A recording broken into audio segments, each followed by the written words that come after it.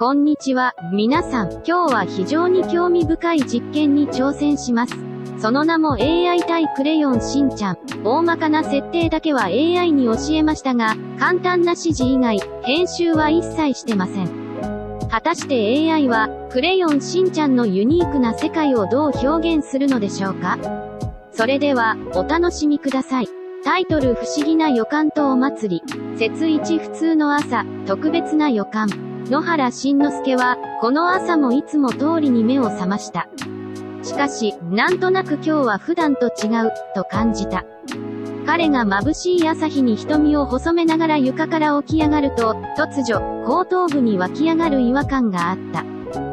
なんか今日は楽しいことが起こりそうな気がするぞ。ママが隣の部屋から呼ぶ。しんちゃん、朝ごはんよ。うおー、来た来た。食べ物の誘惑には勝てないぞと言って、しんのすけは早足でリビングへ駆け込んだ。しかし、到着してみると、テーブルの上にはいつものご飯、しかもパンが一つしかない。しんのすけはママにふざけて言った。これだけ？朝からダイエットする気か？ママは苦笑いしながら突っ込んだ。ダイエットなら、あなたがやるべきよ。節に朝食の対話。ママのツッコミはいつも鋭いな。しんのすけはちょっとした顔をしながら、パンにバターを塗り始めた。で、今日は何するんだ？しっかり口にパンを詰め込んだ状態で、しんのすけはママに問いかけた。ママはコーヒーを一口飲みながら答えた。特に予定はないけど、近くの公園でお祭りがあるって聞いたわよ。お祭りだと？わーい、ゆくゆく。しんのすけは興奮して飛び跳ねた。ちょっと待って、まだ食べてないでしょ。ママが突っ込むと、しんのすけは手に持ったパンを口に押し込み、食べたぞと宣言。そう簡単に食べ物を口に入れないでよ。何かお腹返すわよとママはまた突っ込んだが、しんのすけはすでに次の展開に頭がいっていた。お祭りには何があるんだろうな。たこ焼きとか、射的とか、もしかしたら宇宙人も来てるかもしれないぞ。宇宙人って何を想像してるのかしらとママは苦笑いしながらも、しんのすけの好奇心に微笑んだ。節3お祭りの風景。午後、野原一家は公園に到着した。公園は屋台が並び、子供たちが走り回る賑やかな場所となっていた。しんのすけは目をキラキラさせて周囲を見渡した。わーい、たこ焼きだ、射的だ。あれは宇宙人。しんちゃん、それは誕生日パーティーのおじさんよ。ママは笑いながら突っ込んだ。そうか。でも、宇宙人が来る日も近いかもしれないぞ。そこへ、ひろしパパが屋台から持ってきたビールを片手に現れた。おう、しんちゃんも楽しんでるか？パパ、それはなんだ、としんのすけ。これは大人の魔法のジュースだよ。ひろしはにっこりと笑った。じゃあ、僕も大人になったら飲むぞ。ひろしは驚いた表情でママを見た。ママはただ深くため息をついた。牛4未来を見る鏡のテント。屋台やアトラクションを楽しんでいる最中、しんのすけの目に一つの不思議なテントがとどまった。そのテントには未来を見る鏡と書かれていた。おい、ママ、あれ何だろう。しんのすけは興奮気味に指を差し出した。何それ？ちょっと怖いわね。ママは慎重な表情を浮かべた。怖いも何も、未来が見れるんだぞ。キャプテンしんちゃんが未来を救ってるかもしれない。それは漫画と混同してるでしょ。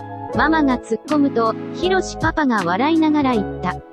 未来を見たかったら、試してみればいいよ。ただし、後で怖がらないでね。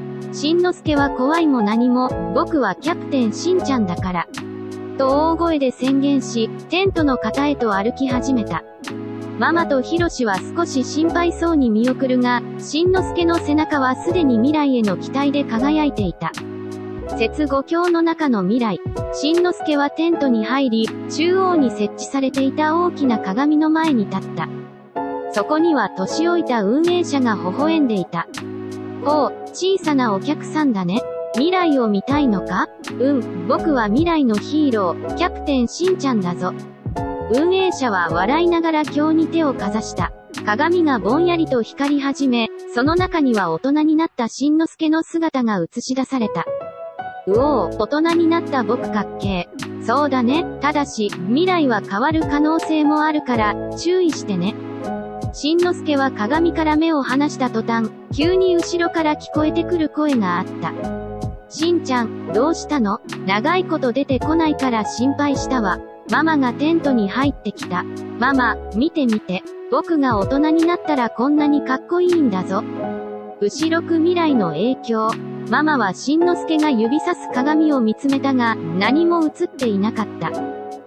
何も見えないけど。マジで。でもさっきまで僕が大人になって、運営者が微笑んで言った。未来の鏡は、それぞれの人にしか見えないんだよ。本当に？それなら、ママの未来はどうなってるの？しんのすけが興味津々で聞くと、ママはちょっと考えた。未来の私がどうなっているかは、今は考えたくないわ。なんでだよ、もしかして宇宙人にさらわれちゃうの？しんのすけが大声で言い出すと、ママは突っ込んだ。宇宙人にさらわれるわけないでしょ。ただ、未来は今の行動で変わるから、ちゃんと勉強しなさい。節七お祭りの締めくくり。ママとしんのすけはテントを出て再びお祭りの屋台とアトラクションを楽しむことになった。ひろしパパは最後に花火を見る場所を確保していた。しんちゃん、花火が始まるよ。わーい。でも、僕も花火を打ち上げたいな。ひろしは笑いながら言った。その前に、安全な場所で練習から始めないとね。安全ってなんだ？ママが突っ込んだ。安全って、事故や怪我をしないように気をつけることよ。じゃあ僕、気をつけながら花火をするぞ。その瞬間、花火が空に打ち上げられ、美しい光で夜空を彩った。しんのすけは目を輝かせて見上げた。わあ、綺麗だね。綺麗だよ。でも、これからもっと綺麗な未来が待ってるかもしれないね。ひろしは家族を見つめて微笑んだ。節八家族の約束。花火が終わり、お祭りも閉幕の時を迎えた。しんのすけ、ママ、そしてひろしは帰路に着く。今日は楽しかったね。しんのすけが元気いっぱいに言った。楽しかったわ。でも、しんちゃん、未来のことで変なことを思い込まないでね。大丈夫だよ、ママ。僕は未来のキャプテンしんちゃんだから。しんのすけはポーズを決めた。ひろしは笑いながら言った。未来は何が起こるかわからない。だからこそ、今を大切にしないとね。しんのすけはちょっと考えてから、にっこり笑った。今を大切にするって、お菓子を今すぐ食べるってことだよね。ママとひろしは大笑いした。そして、家族3人は帰路につきながら、未来だけでなく、今日という一日を大切にした。未来のキャプテンしんちゃんだったら、もっとたくさんお菓子が食べられるかな。しんのすけが最後につぶやいた。そうかもしれないけど、今食べすぎるとお腹が痛くなるからね。ママが優しく突っ込んだ。以上で物語は終了です。いかがでしたか？皆さん、AI によるクレヨンしんちゃんの物語、面白かったでしょうか？もし気に入ったら、チャンネル登録と高評価をお願いします。今回の実験は、AI の創造性と人間の創造性がどれだけ近づけるのかを探る一環でした。次回も楽しい内容でお会いしましょう。